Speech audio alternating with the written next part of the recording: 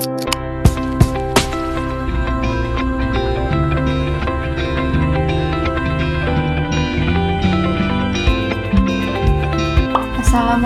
warahmatullahi wabarakatuh. Perkenalkan, saya Herneti dengan NPM F0I023-103 dari kelas 1C. Saya akan menjelaskan tentang teori atom Niels Bohr. Pertama, pengertian atom yaitu pada dasarnya setiap materi yang ada di dunia ini pasti mempunyai bagian yang paling kecil.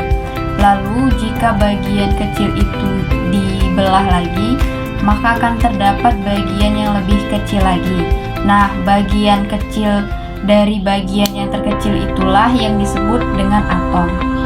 Atom itu sendiri bisa dikatakan sebagai penyusun materi terkecil dari segala materi yang ada. Secara sederhana, atom bisa diartikan seperti itu. Selain itu, dalam dunia sains, atom memiliki perkembangan. Langsung saja penjelasan teori atom Bohr. Pada saat itu, para ilmuwan sepakat dengan hasil penelitian yang dilakukan oleh Rutherford. Hal yang disetujui oleh para ilmuwan pada saat itu ialah atom terdiri dari inti atom dan elektron yang mengintarinya.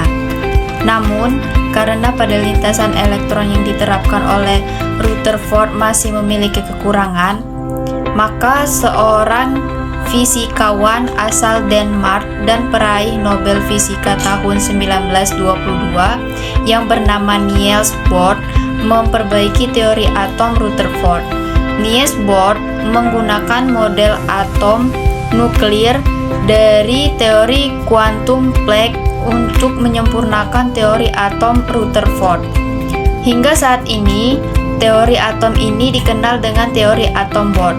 Secara sederhana, model atom milik Niels Bohr hampir mirip dengan perputaran planet yang mengitari tata surya.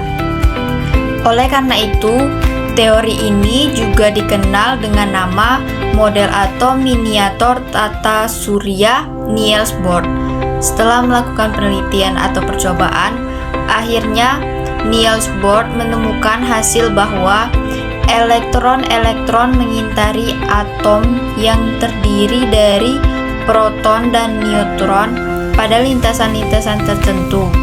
Biasanya disebut dengan kulit elektron atau tingkat energi. Ambil secara garis besar, teori atom Niels Bohr terdapat beberapa poin penting, di antaranya yaitu 1. Adanya lintasan stasioner yang memiliki energi tertentu. 2. Tidak ada energi dalam bentuk radiasi yang dipancarkan atau diserap ketika elektron berada dalam lintasan stasioner.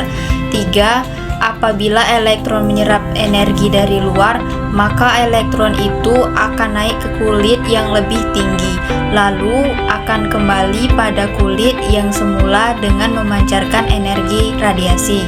Yang terakhir yaitu elektron dapat berpindah dari suatu lintasan ke lintasan lainnya. Kelebihan dari teori atom Niels Bohr yaitu 1. Menjawab kelemahan atau kekurangan teori atom Rutherford dengan mengaplikasikan teori kuantum. 2. Menerangkan dengan jelas garis spektrum pancaran atau serapan dari atom hidrogen. Kelemahan teori atom Niels Bohr yaitu ada penyimpangan untuk atom yang lebih besar ketimbang hidrogen. 2. Tidak dapat menerangkan efek zaman yang terjadi ketika atom ditempatkan pada medan magnet. Adapun cara melakukan konfigurasi elektron model Bohr yaitu dilakukan dengan pengisian elektron dari kulit K ke kulit L, M, N dan selanjutnya sampai elektron habis mengisi tempatnya. Contoh soal teori Bohr yaitu karbon dengan nomor atom 6 sama dengan yaitu K-nya 2, L-nya 4. Dia termasuk ke golongan 4A periode kedua. Na nomor atom 11 yaitu K-nya 2, L8, M-nya 1. Dia termasuk ke golongan 1A periode ketiga. Yang terakhir Cl yaitu 287, di mana 7 adalah elektron kulit terluarnya, termasuk ke golongan 7A periode ketiga.